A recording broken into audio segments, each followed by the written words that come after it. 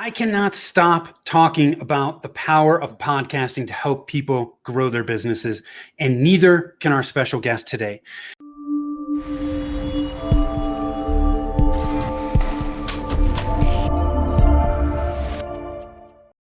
Hi, I am Tim Fitzpatrick with Rialto Marketing, where we believe marketing shouldn't be difficult. All you need is the right plan. I am super excited to have with me Adam Hommey, who is the creator of the Reach system. Adam, welcome, and thanks so much for getting up early and taking the time to chat with me today. Oh, anything for you, Tim. I've been really looking forward to this. We've been chatting back and forth about me being on your show, and I'm so excited by the opportunity to be of service to your community. Cool, I appreciate it. And for those people that are watching, you may see little snippets of cat parts coming in and out of Adam's screen. It's okay. Oh, yep, there she is. She's poking her head in. Yes, this is my supervisor, Princess Alessandra. Okay, Princess Alessandra. She'll be in and out. Yeah. Okay, so if you see something or hear it, it's okay. It's just Princess Alessandra coming in. Yes. So before we jump into talking about podcasting, learning more about what you're doing with the Reach system, I want to ask you some rapid fire questions to help us get to know you a little bit. You ready to do this? Let's do it. Okay. When you're not working, how do you like to spend your time? I like to get lost on the Wikipedia until about 4 o'clock in the morning, go online and play poker for hours and hours and hours, and just sometimes go all in every single hand just to see how much money I can lose. And then of course, there are the long romantic walks to the bank. I love those. Okay. Awesome. What's your hidden talent? I think my hidden talent is the ability to be accessible without being available. I've actually created a curriculum on that as part of a system for time management for business creators and entrepreneurs. It's actually one of the reasons that hosting a podcast can be helpful in terms of generating more leads and more clients for you, because it helps you scale that accessibility versus availability thing. We may speak about that more depending on where you take me with this sequence. Yeah, cool. I love that. That's an awesome hidden talent. Accessible without being available. Okay. Yes. What's the best piece of advice you've been given? My very mean old 5th grade teacher said, and this is something that has stuck with me for so many years, that there are 2 types of smart people in the world: those who know everything and those who know where to look it up. And of the 2, the second group, those who know how to look it up, have the edge because they can get anything at any time. They're not relying on what's already there. What's one thing about you that surprises people? There are people out there who think I'm extroverted because I can come on these interviews and be all excited. I'm actually so far on the introvert end of that scale, they had to create a new category for me. What about success? What does it mean to you? Success means my telephone never ringing, because it all gets handled before it reaches me, and all interactions I have with people are anticipated and planned. Okay, that's a good one. That's also where podcasting comes in, because it helps you organize your communications better, because it streamlines what you're doing. Where's your happy place? Out on my balcony. Spend most of my time there. Chill, hang out, and enjoy the Las Vegas weather? Yes, no matter how that weather is. Yes, yeah. What qualities do you value in the people that you spend time with? The ability to have a mutual understanding that when we have divergent or opposing views, that we're not attempting to persuade the other. Okay, that's a really good one for the day and age we're in now. At least the last few years have been that way. Yes. So that's a very good one. So before we jump in and start talking about podcasting, just tell us a little bit more about you and you know, I introduced you as the creator of the Reach system. Just help us get to know you more and what you're doing and how you're helping folks. Okay, well, currently I have this process called the Podcast Reach system, which works with entrepreneurs to launch and host their business building podcasts. We've come up with a very unique model for doing this that involves a very heavy emphasis on the planning aspect of it, with the idea that the actual launch and the actual hosting become very simple. Just to give you one quick example, and I don't want to go too far into this in case it comes up later in our conversation, a big piece of our curriculum, whether you're taking one of our courses or whether you're in our one-on-one VIP program, is what we call the pre-editing process and mindset.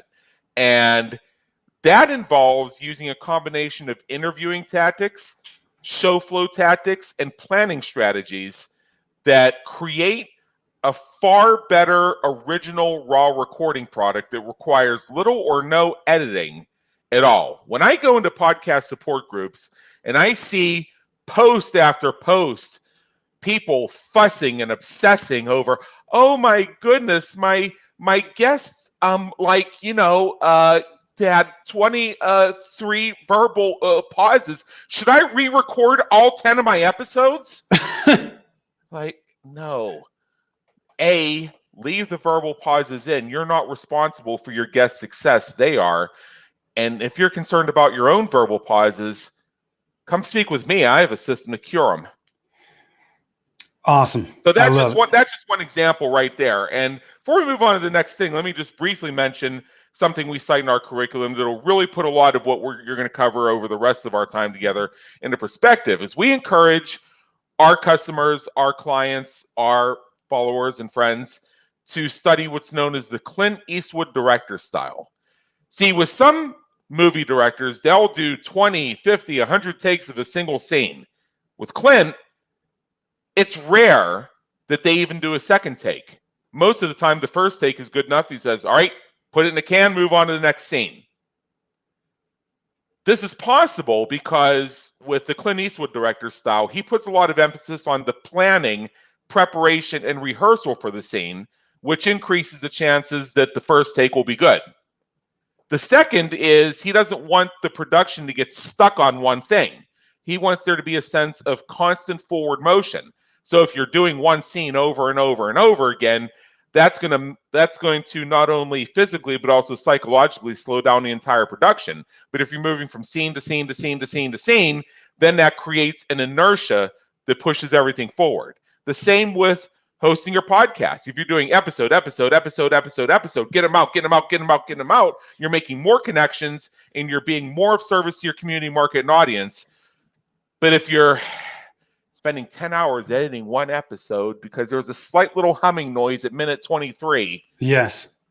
Yeah, I think you can follow from there. Yeah. It reminds me of a quote that somebody told me once: "Done is better than perfect." I can also cite my friend Larry Winget, who somebody told him that his book was ugly, and he said, "Well, my ugly book is better than yours that isn't published yet." Yeah, exactly. Got to get the stuff out there. It's never going to be perfect. I'm a recovering perfectionist, so sometimes that can be a little challenging for me. Been there, done that. Yeah. I'm getting much better. Yeah. So the first thing I want to ask you, this came up in our pre-interview prep stuff. It has nothing to do with podcasting, but I think a lot of people can get some value from this because, a lot of the people that both you and I work with are coaches and consultants and professional service people. It's so common to have, a free strategy session or a free consult or discovery call, whatever it is. Why do you think so many entrepreneurs struggle to attract new prospects and clients using this type of model? Just go to my Facebook and LinkedIn Messenger boxes and find all the conversations that died at red check. Somebody connects with you or a friend requests you or vice versa, and the first thing they do is they send you this spiel about all their results, and it's about this long, and you have to scroll up, and then they offer you a free strategy session. It's like, oh, cool. So you're asking me to sign up so that you can pitch me.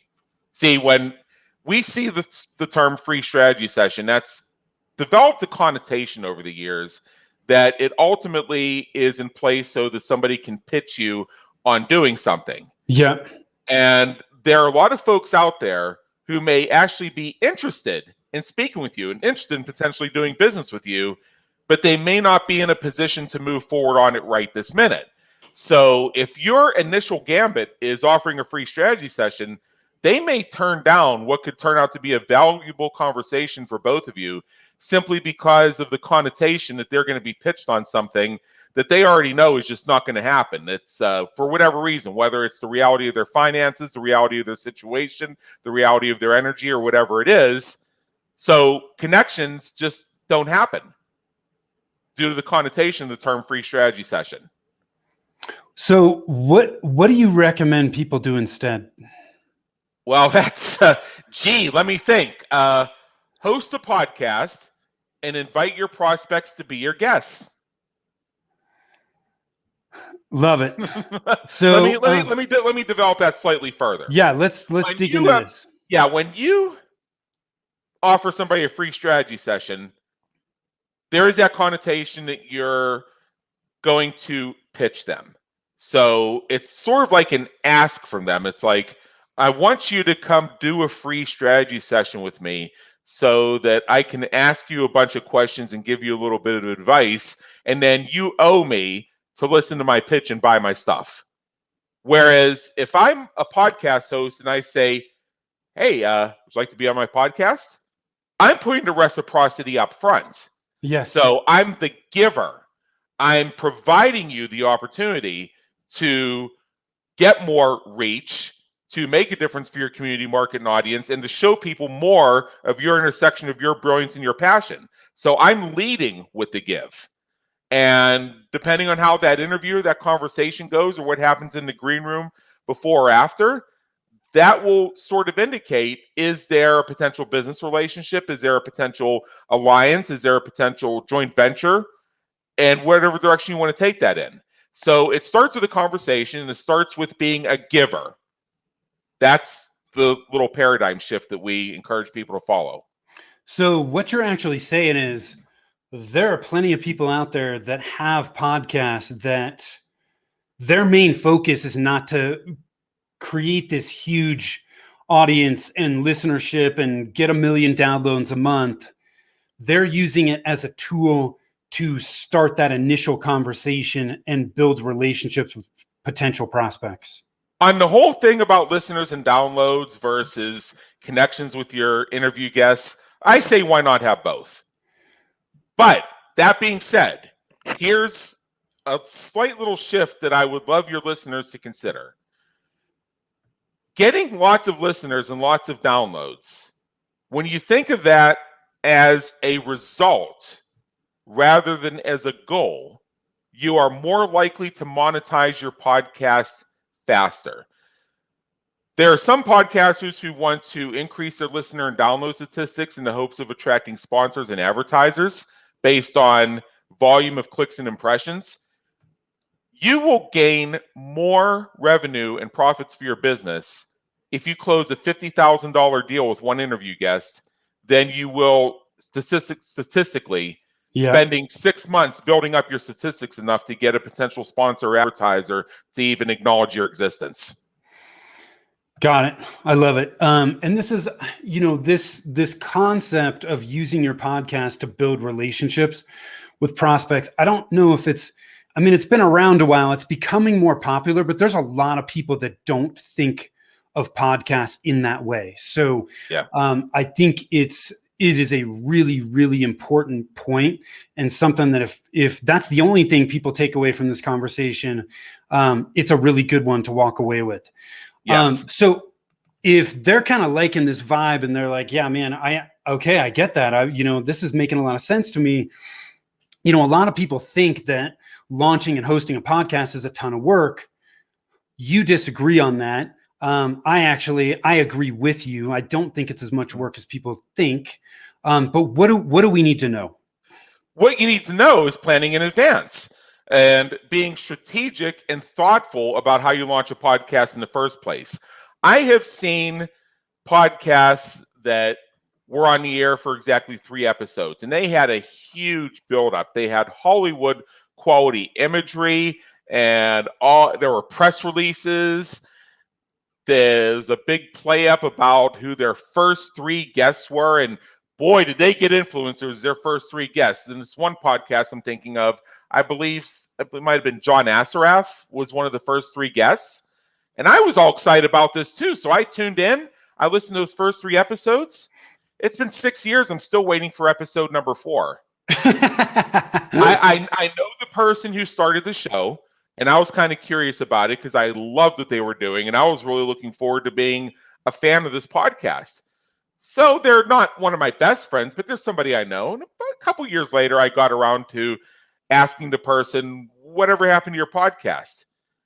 I can't remember exactly what they said, but the meaning that I got from their answer was they got so burned out from just getting it started that they lost momentum. Think of the old days when your typical entrepreneur in the space that you and I inhabit, Tim, would spend $5,000, $6,000, $10,000 getting their website launched, and then their venture would die. I used to own a web development firm up until about 10 years ago when I dissolved it. And this is the challenge we had over and over and over again. Folks were being coached that their website had to be this, that, the other thing. And what everybody swore at the outset would be a 6-week project, and we'd get it launched and 6 months later, they couldn't wait for their website to be launched. They would never hear from me again. And I couldn't wait for their website to launch so that when they came to me asking me what's next, I could say, what's next is you go somewhere else. There was mutual loathing. Yeah. Now, that's an exaggeration. That's an exaggeration. In fact, a lot of the folks who were clients of that firm are still my friends, and some of them are still my clients currently. But I think when you chuckled, you know what I'm getting at, how the website project that you thought was going to be the best one ever turned out to be the project from hell, and it just kept happening over and over and over and over again. It's that same phenomenon. So where we solved that problem with my firm in the last couple years, I had the epiphany is, okay, so we're going to build that $6,000 or $7,000 website. But the first phase of that is we're going to build that $500 website that will be live within the first couple weeks, will consist of 1 page. Yeah. But then while the rest of it's happening, and at that point, it can just take its sweet time because they have something up that they're generating clients with. Yes. Yeah. That's interesting. what I like to tell people, and this was actually one of my ways of screening who would be a great client for that firm, is to get their openness to the idea that there would be a very quickly implemented phase 1 that would enable them to get to work right away on client attraction so that their new clients would pay for the website as it was being built. And when I found somebody with that mindset, that's somebody we could work with. And we did get a lot of success stories as a result of following that approach. But when you got everything has to be just perfect, and Internet Explorer 6. I remember this one story. This was just a very small job we did. It was like building 1 landing page, and okay, so we had a formula for that. We put it together, and then this client wants to go over a couple things, and it's her fussing and obsessing over the millimeter difference between her name and her headshot, and this tiny little ½ millimeter difference between Internet Explorer 6 and actual browsers. And after 20 minutes of this, she said, "Oh, I think you're great, and I can't wait to refer all my friends to you." And I said, "Please don't." Yeah. Birds of a feather. So I say this with love because I'm bringing this up because for folks who've been around for a while, like you and I have been around for a while, and remember some of this stuff from 10 years ago, it does apply to podcasting now. So on the one hand, just putting an episode up on Podbean and saying, "Look, I have a podcast," is not the same as having a podcast.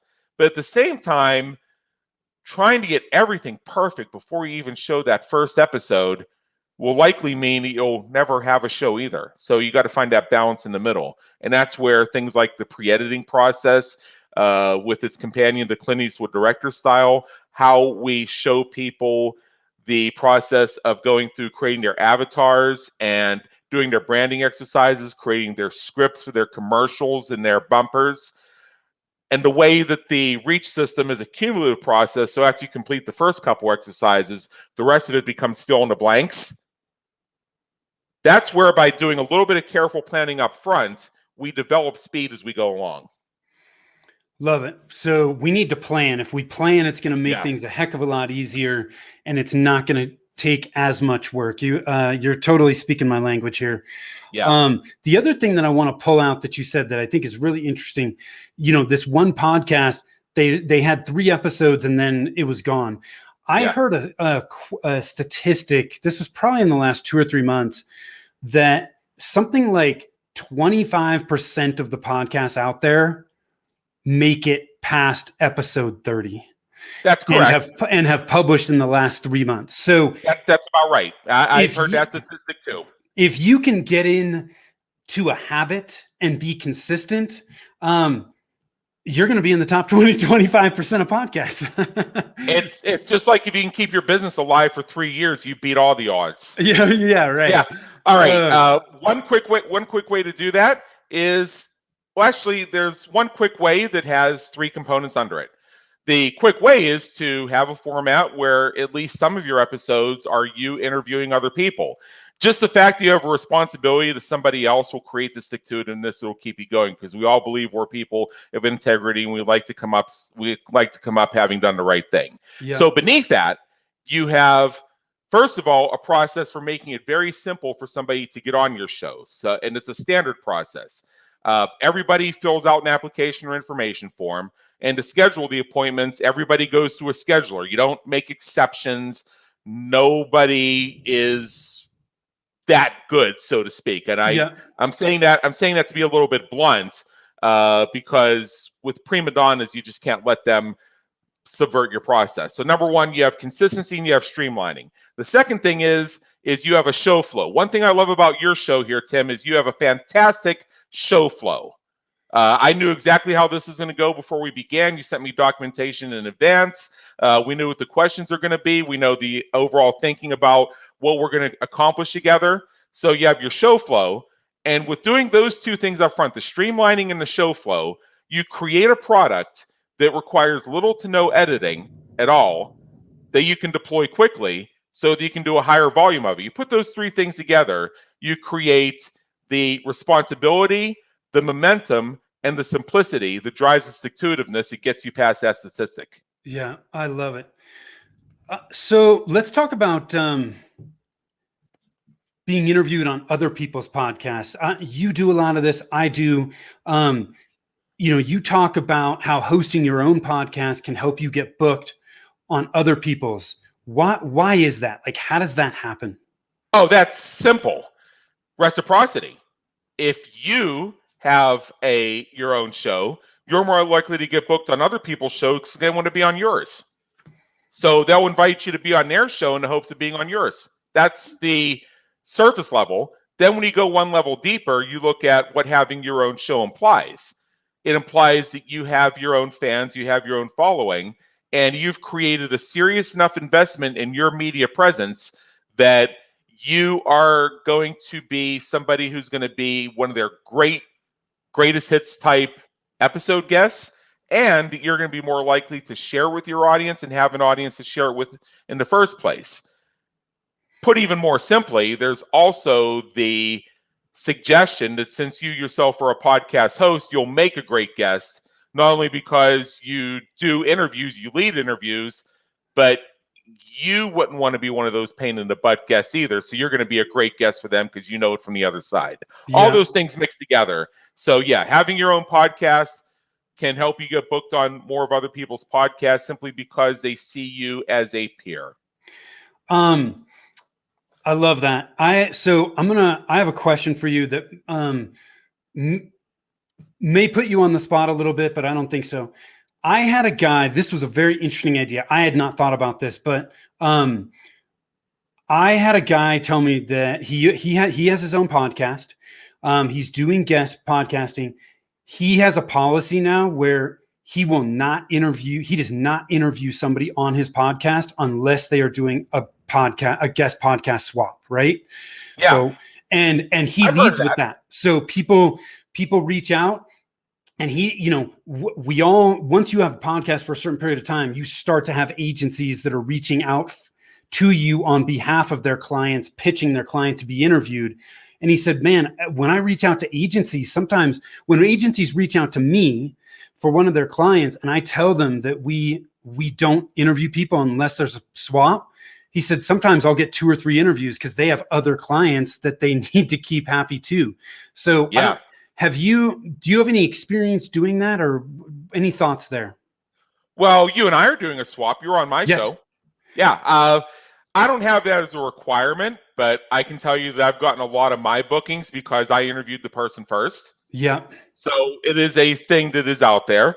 As far as requirements, there may be shows out there that do it. I personally haven't run into that. Nobody's ever said to me that they require that I be on their show before they'll be on mine. Yeah. I imagine it's out there, though. There are all kinds of things that are out there, including the idea of paying for getting featured on people's podcasts. There's a lot of stuff out there that is right below the surface. It's a reality within the podcasting industry.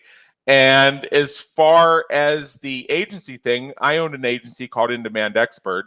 And my show is known to every agency in town because they're all trying to place people with me. And we do sign off on most of them, actually, even on the Business Creators Radio Show, which is the longer interview format where we only do them once a week. Yeah. And I can tell you that, I mean, do you want to discuss agencies a little bit more? Sure, if you want. Yeah. Okay. Let's go. So here's my thoughts on that. At this point, the pendulum has swung, as I've been predicting would happen for so many years, to the point where the pole position rests with the host, with me and you. Yeah. Because there are more folks looking to get interviewed on podcasts who are good interview subjects than there are shows or episodes available to accommodate them. I have 2 podcasts, and both of them have cans gushing over the edges because they're so full. Yeah. Yeah. So that being said, why would somebody want to work with an agency? Well, there are a number of great reasons you'd want to work with an agency. Number one, and I'm going to start with the guest perspective, then I'm going to move to the host perspective. From the guest perspective, working with an agency will augment whatever you can get on your own, and the agency representatives may have relationships with some of those higher volume, big listener, big download type podcasts. Yeah. Because when shows get to that level, in some cases, they will only accept guests that come through their agency relationships because the agency will do their pre-vetting for them. So all their episodes will be great. And it's just easier to simply have the agency feed people than to deal with all this stuff coming out of the transom, having to do vetting, research, and all that. So the agency gives me people, and I know they're good because I have that relationship. So that's a great reason for, as a guest, if you want to work with an agency. And I kind of answered the question of why a host would want to have agency relationships. And I encourage you to nurture those relationships because they may get you access to people that otherwise, I mean, I've interviewed some pretty major people in tech. I have a guest who's coming up on the Business Creators Radio Show. We haven't actually recorded it yet, so I don't want to say his name or even say too much about what he does. That's okay. I'm just going to use the phrase sex toys. Okay. And your audience thinking, whoa. There are about 15 or 20 companies that sell romance products. That's the actual industry term, and it has to do with whether it's marital aids or sexual aids or other types of things that couples and people who are in love or lust like to do together. Yes. Those folks like to get interviewed on podcasts too, because you have entrepreneurs. They're innovators. They're thought leaders. They become involved in helping people find their voices and live from their intersection, their brilliance, and their passion. So, and some of these folks are legitimate celebrities. Yeah. So as far as their availability to be on other people's shows, they're going to work through agencies because it makes the most sense for them, so they don't have to deal with transom stuff. So I think, tell me if you agree, but hosting your own podcast, I don't think it's unrealistic to expect that for every episode you host, you can get featured on somebody else's podcast. No, it's not a one-to-one. I mean, if you want to require that for your show, go ahead and do it. And what the result will be is you might interview a few less people, but you'll get a few more bookings of your own. Yeah. So just find a balance that works for you. If you want to require that, go ahead and require that. Yeah. I mean, to me, I think it's a bit much. I think that if you're properly leveraging the power of reciprocity, that you will get a lot of that just as a result of what you're doing without considering it a goal. Yeah. So the bottom line is you're going to get a lot of opportunities to speak on other podcasts. So, which I totally agree. So let's, this is an interesting question. So let's say that I'm just starting out, right? I have no website, I have no list, no following. Should somebody in that position start a podcast first, or do they wait until they're a little bit more established to do that? Best time to start a podcast. What drives success? It's celebrity expert branding and recognition as being an expert in that topic. One of the fastest way to get there is to create content around that. Yeah. And the fastest way to make connections is to interview people from the position of being that expert. You're also going to form your relationships within that industry a lot faster when you're putting the reciprocity up front. In fact, the podcast reach system is optimized for somebody who is looking to move into a new venture or move into a new space, who hasn't really developed a whole lot of a following yet. One of our VIP reachers right now is very close to the point where their website's going to go live, and it's the introduction of their brand in an industry they haven't really worked in up until now. In fact, I could say that about 3 of them. So think of your podcast as being a potential spearhead to move you into a new space. Let me tell you another story. Sure. And this coincides with when I wound down owning the web design firm. So to put it in context, this is around the year 2011. And this is when the idea of website conversion consulting became a thing. Where, your website should convert. But you remember there was that 4 or 5 year space where website conversion consulting was actually a separate practice. So I was getting out of the web design thing. I'd shut down the firm. I was winding out a lot of the clients. And the ones that were staying with me were moving along with me to the website conversion thing. So I go to a conference, and I wasn't speaking there. I was attending there. And I had all my my business cards, the new website was up and everything else. I'm going there. This is my debut as being a website conversion consultant. So I'm in the audience, and one of the speakers was one of my previous clients from the web design stuff. And she pointed me out in the audience, even though she hadn't worked with me 3 years, and made it sound like I was currently her web guy. And she said, yeah, and I went to this conference, and I got all these business cards, and I gave them to Adam, and he entered them into my one shopping cart. I said, no, I had to interrupt her speech to say, no, I didn't, because if you had asked me to do that, I'd have fired you. So it gets even worse. That part didn't stick. The part that stuck was that she mentioned my skill in creating landing pages. So at this big conference, which is supposed to be my debut as a website conversion consultant, I had all these people coming up to me saying, hey, how much is it to build a squeeze page? And I'd try and have conversations about the website conversion stuff. And they'd say, oh, well, we have an expert for that. How much to build a squeeze page? Okay, how I would have solved that? If I would have shown up there as the host of the website conversion consulting podcast, I would have flipped all those conversations around, made them all my interview guests, and turned them all into website conversion consulting clients in the green room. So I went the traditional route of trying to spearhead by doing the branding exercises and the business cards and the new website and the build it and they will come.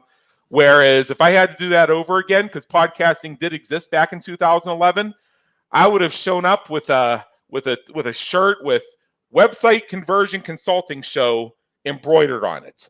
I would have had a hat that said Website Conversion Consulting Show. I would have had a simple little card with a link, apply to be on the Website Conversion Consulting Show. There would have been no talk of landing pages or websites or entering business cards and forms, which is, oh, God, no. I just can't believe that one. But anyway, the point being is, and part of my communication style, by the way, you may notice a couple times is I say things that make people say, what? So is it okay if I give your listeners a bonus lesson? Because Sure. Some people may wonder, what the heck is this guy doing? Let's do it. All right, this is a function of this thing that they have out there called neurolinguistic programming, or NLP. And one of the common tactics that pretty much anybody can implement very quickly is the pattern interrupt. So, oh my goodness, what did you just say? This goes back to podcast listener behavior. Tim, when you listen to podcasts, what are you usually doing while you're listening to them? Something else. It doesn't matter. Like what? Like, give me some examples of something else you're doing. I could be walking. I could be doing something around my house. I could be exercising, and I'm not listening at one. Walking. I'm listening. Cleaning the gutters. Yeah. Something. Washing the car. Wax on, wax off. Right. Yep.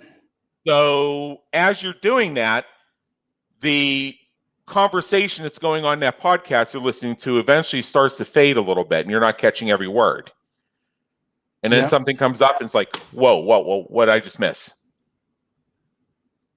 That's it right there.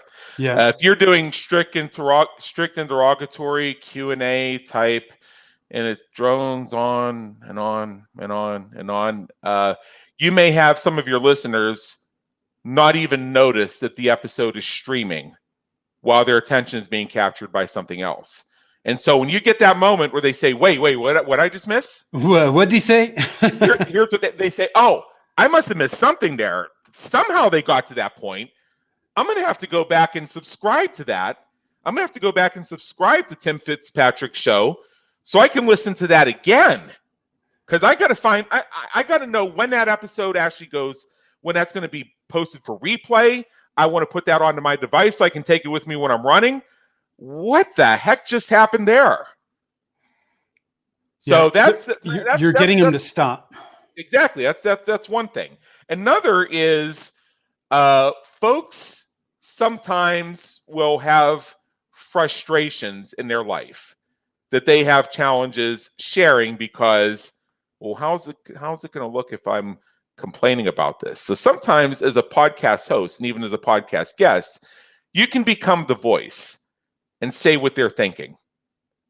And because you can say what they're thinking, they can relate to that. So I go to this conference because I have this new brand and I want to get a lot of clients for it. And I get subverted because somebody who probably altruistically was trying to do me a big favor by integrating me into her speech with the idea to send me a lot of clients, did it for the wrong reasons. That actually subverted what I was trying to accomplish and actually really caused me nothing but problems. Has that ever happened to anybody else before? Yeah, I know people personally that I know have gotten referrals that were well-intentioned, but it was for the wrong thing. Yeah. For three years, after I shut down the web design firm, I'd be giving testimonials for people, and they would edit my testimonials to add phrases like, for a website project. Now I would have to say, that is not the testimonial I gave you. Please remove the phrase, for a website project. They thought they were doing me a favor. No. At that point, because this was between 2011 and 2015, that was the website conversion consulting era. So if they wanted to play with my testimonials, they could mention something about increase my opt-in rate by 60%, because that would be a conversion metric. Got me 40% more sales on my launch, because that would be a website conversion metric. So it's the fact that I vocalize these things allows others who are listening to us to say, whoa, that's happened to me before. And that, my friends, is where podcasting comes in, because it gives you the stage. It's particularly in this era where there aren't as many stages to stand on as there used to be, and there may never be again because people are so excited about this online thing now. You build your own stage. And when you want to change a message, you change a message. It's like Alan Weiss said years ago when I attended one of his presentations, and he got into the whole thing about, and this was actually, hyped up. The part of his presentation was going to be about how to raise your rates as a consultant. You want to know what his explanation on how to raise your rates was? You want to know what he told you? Fire away. It's real simple. He said, you want to raise your rates, raise your rates. That's what you came here to learn. So now there were other things in the presentation. It was an hour long and it was fantastic. But it's the same with the podcast. If you want to have a voice, launch a podcast. Yeah. And if you want to launch a podcast, launch a podcast. It's a matter of how you brand it, how you design it, and how you manage it that's going to determine its success. So this has been awesome. I want to put a bow on this for people here. In one sentence, why should I launch a podcast? I'm going to basically, and this is perfect because it gives me a chance to repeat what I just said, because you are creating your own stage that allows you to have your own voice, that allows you to chart your own path. Awesome. I love it. So this has been fantastic. Do you have any last minute words of wisdom or parting thoughts you want to leave us with, Adam? Oh, that's a real simple one. You have a voice. You have your brilliance. You have your passion. Put that together and move forward and make a difference for your community, market, and audience. People want to hear from you. People are ready to hear from you. So get your podcast launched and make the world a better place with you in it. Awesome. Thank you for sharing that. Where can people learn more about you? Okay, we do have a website for this. It's www.thereachsystem.com. I'd like to extend an invitation to your listeners, if you'll allow me. Yeah, do I have absolutely. Your permission? All right. What I'm going to invite your listeners to do is join my community. You go to www.everythingpodcasting.group, and that's our online community. Right now, it's on Facebook, and we may do a Discord server at some point, but right now it's a Facebook group. I encourage everybody to join, and in there every week I do live streams on topics for both hosts and guests. And we also have, if you're looking for guests for your show, we have need a guest threads. If you're looking for help getting editing done, we have need an editor threads. If you have any questions about everything podcasting, come on in. We're here to help. We have a great community. It's fast growing. And I encourage everybody to come to www.everythingpodcasting.group. I would love to see you in there. Awesome. And the Reach System, which is your course to help people get started on the right foot, get a firm foundation for their podcast. What's that website again, one more time?